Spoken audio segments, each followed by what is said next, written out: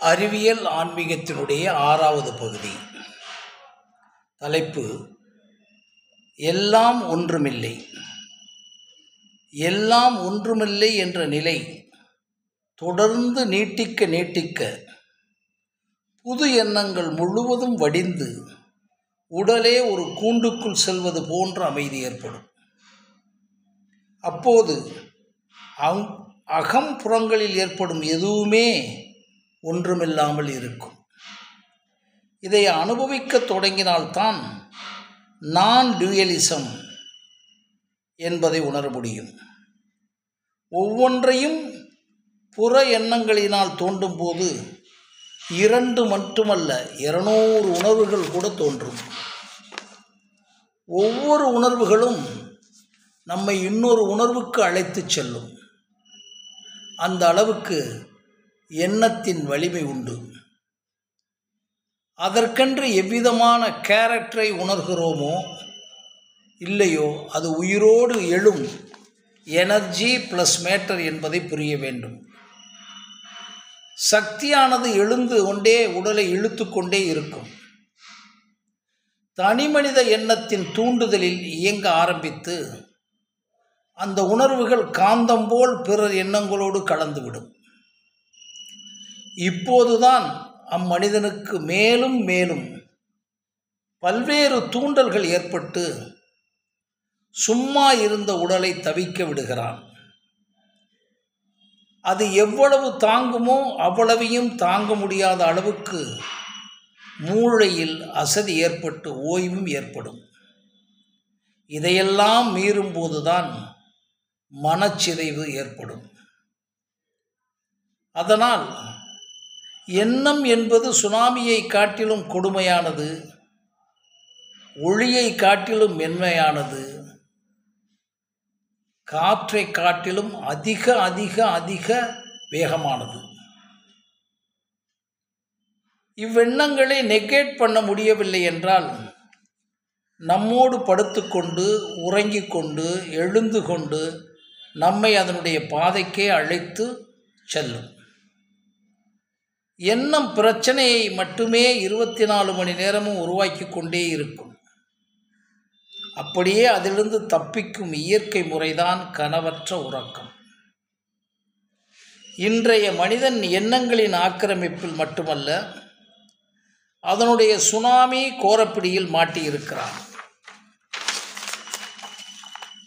அதிலிருந்து தப்பிப்பதற்கு முயற்சி என்பதுதான் பல்வேறு ரிலாக்ஸேஷன்களுக்கு செல்கிறான். அதிலிருந்து தப்பிப்பதற்கு முயற்சி செய்துதான் பல்வேறு ரிலாக்ஸேஷன்களுக்கு செல்கிறான். அதெல்லாம் அவனை தற்காலிகமாக ரிலாக்ஸ் பண்ணும் என்பதே அவனுக்கு இன்னும் 100% விளங்கவில்லை. அப்படி விளங்காமல் தான் நெகட்டிவாக அவன் மதுவையும் பல்வேறு போதைகளையும் தேடுகிறான். எப்படி இருந்தாலும் ஒவ்வொரு மனிதனுக்கும் தென்றல் போன்ற அவன் உணர்வுகளை எந்த விதத்திலும் தீண்டாத மயக்க நிலையும் அந்த மயக்க நிலைக்கு பிறகு அவனுக்கு வேண்டிய அமைதி நிலையும் தேவை. அமைதி நிலைதான் இறுதி நிலை. தொடர்ச்சி. தலைப்பு: 6வது பகுதியின் தொடர்ச்சி. தலைப்பு: மனம் ஒடுக்கமும் மூளையின் அதிர்வலைகளும். பொறிகளின் வாயிலாக புறத்திலோ ஏற்கனவே பதிவாயிருக்கின்ற மூளையின் வழியாக அகத்திலோ எண்ணங்கள் தோன்றியவுடன் மூளை அதிர்வுகளினால் அவ்வெண்ணங்களுக்கு தகுந்த அளவில் அதிர்வலைகள் பீட்டா, காமா, ஆல்ஃபா அதிர்வலைகள் உருவாகி கொண்டே இருக்கும். இந்நிலையில் உடம்பானது இயற்கையாக இயல்பாக இயங்கிக் கொண்டிருக்க முடியாது. அகச்சுரப்பிகள் அதிகமாக வேலை செய்ய ஆரம்பிக்கும். இவைகள் இரண்டையும் கான்சியஸ் பண்ணுவதற்காக எல்லாம் ஒன்றுமில்லை என்ற எண்ணத்தால் எரித்து கொண்டே இருக்க வேண்டும். இல்லை என்றால் எக்ஸ்ட்ரீம் டு எக்ஸ்ட்ரீம் என்ற நிலையில் தன் செயலை மாற்றிக்கொள்ள வேண்டும். இதை தொடர்ந்து இடைவிடாமல் செய்யத்தான் இயல்புணர்ச்சியாகவே, அதாவது அனிச்சை செயலாகவே எண்ணங்களின் புறப்பாடுகளை மூளையில் உள்ள சில நியூரான்களில் பதிவு செய்யப்பட்ட மரபணு திறன்கள் நம்முடைய எந்த முயற்சி இல்லாமலே அன்கான்சியஸாக அமிழ்ந்து ஜெனட்டிக்கல் டிரான்ஸ்ஃபர்மேஷன் கூட தன்மாற்றமாக நடக்கும். ஆனால் மிகப்பெரிய காலமும் முயற்சியும் தேவை. மனம் ஒடுங்கிய நிலையில் சாட்சி பாவமாக பொறிகளை வைத்து பார்ப்பது, கேட்பது, நுகர்வது, உணர்வது, சுவைப்பது போன்ற எதையும் செய்யும் போது அப்பொருளின் இறுதி உண்மை நிலையை உணர முடியும். அந்நிலையில் மூளையின் அதிர்வலை ஆல்ஃபா டெல்டா அளவாக இருக்கும். அறிவின் வழியாக, அனுபவத்தின் வழியாக கணிப்பது 50% என்றால், மனம் ஒடுங்கும் நிலை வழியாக உள்வாங்கும் நிலையில் ஒரு ஆப்ஜெக்டின் கடைசி உண்மையை மைக்ராஸ்கோபிக் போன்று மிக துல்லியமாக உணர முடியும். That is scanning. அடுத்த தலைப்பு தன்முனைப்பும் தவறான தன்முனைப்பும். விழிப்பு நிலையில் ஒவ்வொரு நுண்ணொடியிலும் ஈகோ தன்முனைப்பு இருந்து கொண்டே உணர்வுடன் இருக்கும். தன் உணர்வில் உலகியல் ஒப்புமைகள் எவ்வழியில் அகம் பிளஸ் புறம் சேர்ந்தாலும் தன்முனைப்பாகி கொண்டே இருக்கும். தன்முனைப்பாகும் போது செயலின் வேகம் தெரியும். அத்தன்முனைப்பின் மனித கணக்கின்படியான சுகமான அல்லது நல் விளைவுகளினால் உடனே மகிழ்ச்சியும் அதன் மூலம் தவறான தன்முனைப்பும் ஏற்படும். அந்த தவறான தன்முனைப்பு தான் ஆணவமாக அல்லது அகந்தையாகும். அந்த தவறான தன்முனைப்பு தான் ஆணவம் அல்லது அகந்தையாகும். இந்த ஆணவத்தை அல்லது அகந்தையை உலகம், பொய், அனைத்தும் மாயை என்ற எண்ணத்தால் எரிக்க வேண்டும். Sense of nothing. அப்படியே ஆணவம் எழும்போதெல்லாம் எரித்து பழகும்போது மகிழ்ச்சி, ஆனந்தம், சந்தோஷம் என்ற வார்த்தைகளே வராது. அந்நிலையில் தொடர்ந்து இருக்கும்போது மட்டுமே மனம் ஸ்டெபிலிட்டியாக இருப்பதை உணர முடியும். தலைப்பு அகக்கண்.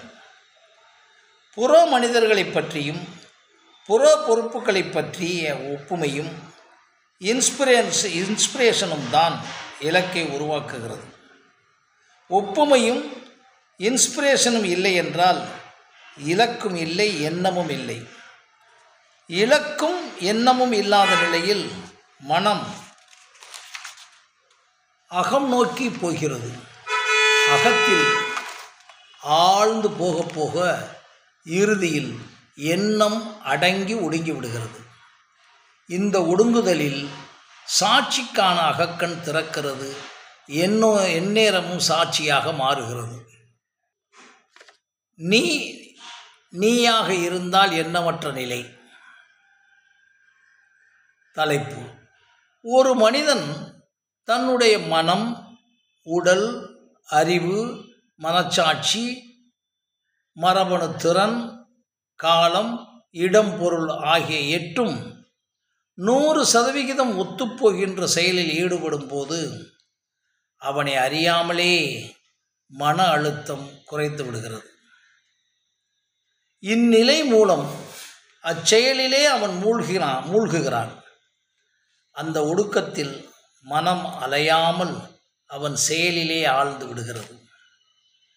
ஒரு மனிதன் தன் மனம், உடல், அறிவு, காலம், மனச்சாட்சி, உள்ளுணர்வு ஆகியவைகள் 100% ஒருங்கிணைந்து ஒரு செயலில் ஈடுபடும் போது அங்கே காலம், இடம் மறந்த நிலை உருவாகி, அதாவது தியானமாகவே செயலே தியானமாக உருவாகி 100% ஈடுபாடு ஏற்பட்டு செயலே தொடர்ந்து தியானமாகிவிடும்.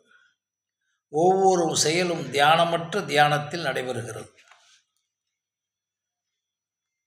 தலைப்பு தாட்ஃபுல்னஸ் டு நோ தாட். எல்லா செயலுக்குள்ளும் thoughtfulness, thoughtlessing, some thoughts, one or two thoughts, one thought, no thought ஆகிய நடைமுறை உண்டு.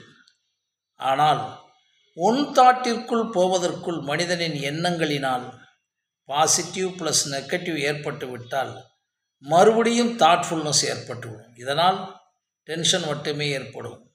அதனால் ஒவ்வொருவரும் அவரவராகவே நுழைந்து செயல்பட்டால் மன அழுத்தமும் மன இறுக்கமும் தானாகவே குறைந்துவிடும்.